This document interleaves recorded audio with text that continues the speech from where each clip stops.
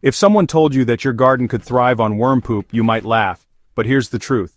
Some of the most fertile, moisture-retaining, microbe-rich soil in the world owes its magic to earthworms.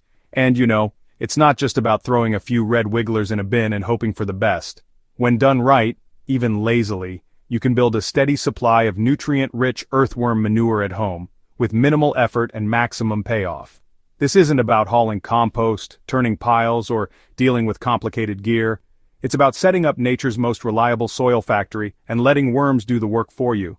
Whether you're reviving clay-packed raised beds, boosting tired pots, or prepping deep garden soil for lush crops, this one method transforms garden scraps into black gold. Stay tuned because in just a moment, you'll learn how to create a low-maintenance, no-turn worm composting system that feeds your garden year-round, even if you've never composted before. Let's dig in. Why does worm manure beat regular compost every time? What makes worm manure, also known as vermicompost, so special?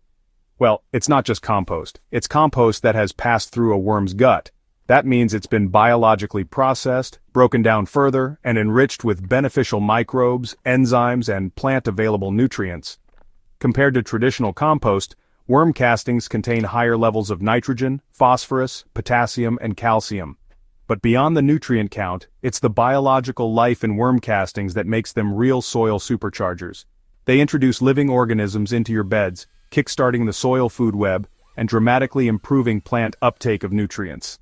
And perhaps best of all, you don't need a farm or even a backyard to make it. With the right method, even balcony gardeners can harvest worm castings by the bucket. Start with the right worms, not just any worms. Not all worms are equal when it comes to making manure. The wriggly fellows that turn soil in your garden beds are different from the compost champions you want for a vermicompost setup. The best species for this job is Eisenia fetida, commonly called red wigglers. These worms love high organic environments and prefer to live near the surface, exactly where your scraps will be. They're also voracious eaters, capable of consuming half their body weight in food every day. That means faster processing and quicker castings for you. Local worm breeders, gardening supply stores, or even fellow gardeners are good sources for getting your starter batch. Once they settle in, red wigglers reproduce quickly and your bin will become a thriving ecosystem all on its own. Build the worm bin the lazy gardener's way. Here's the beauty of this method. You don't need anything fancy. No rotating drums, no stacked trays, no spigots or measuring charts.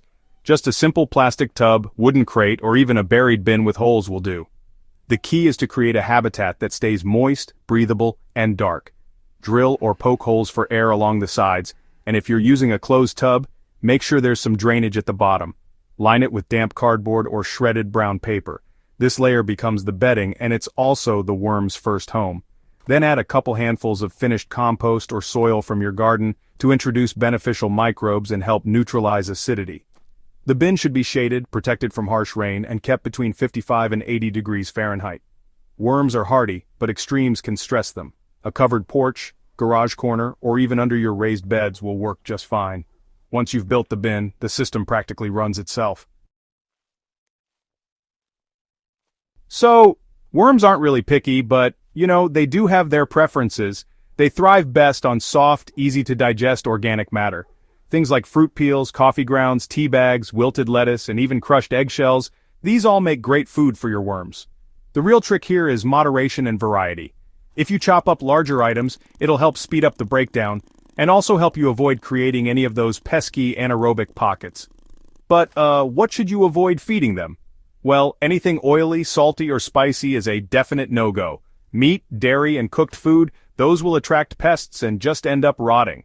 And while citrus and onions won't exactly kill your worms, too much of either can irritate their sensitive skin.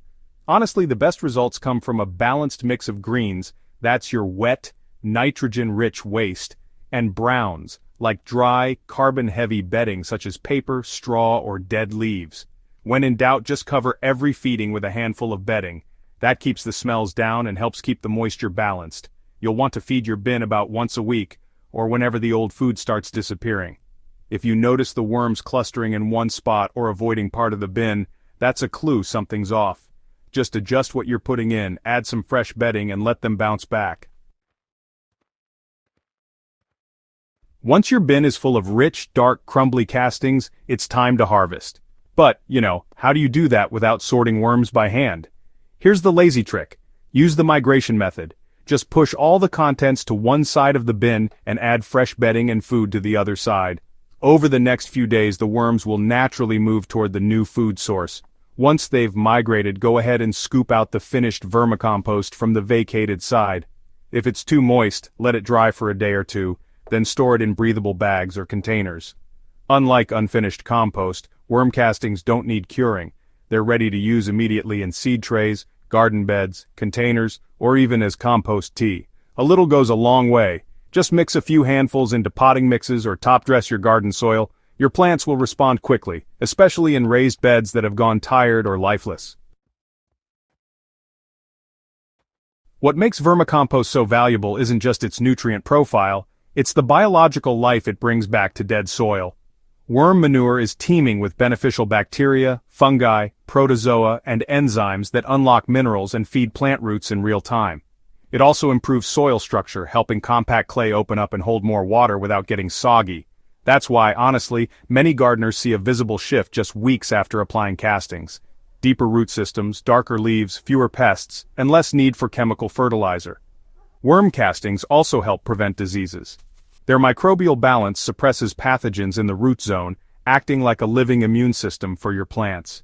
When you add even a small amount of castings into your planting holes, seed trays, or mulch layer, you're basically giving your garden a probiotic boost. This is especially powerful for raised beds that have been overworked or depleted. Instead of tearing them apart or replacing soil, just introduce worm castings regularly. They'll restore fertility, boost resilience, and maintain moisture levels, even in heat waves. Once your system is set up, worm composting becomes second nature. It turns food scraps into a free, never-ending soil conditioner, and, really, it's a method that scales. Start with one bin, and once it's producing well, you can replicate the system using old containers, crates, or even buried barrels directly in garden beds. Some gardeners even trench feed worms by burying scraps under mulch and letting worms come to the buffet. You don't need to turn a pile. You don't need to flip anything. The worms do the work.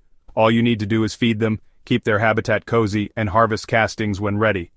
Over time, you'll notice that your soil holds water better, your mulch breaks down faster, and your plants need fewer outside inputs. That's the magic of lazy vermicomposting. It feeds your soil while saving you time.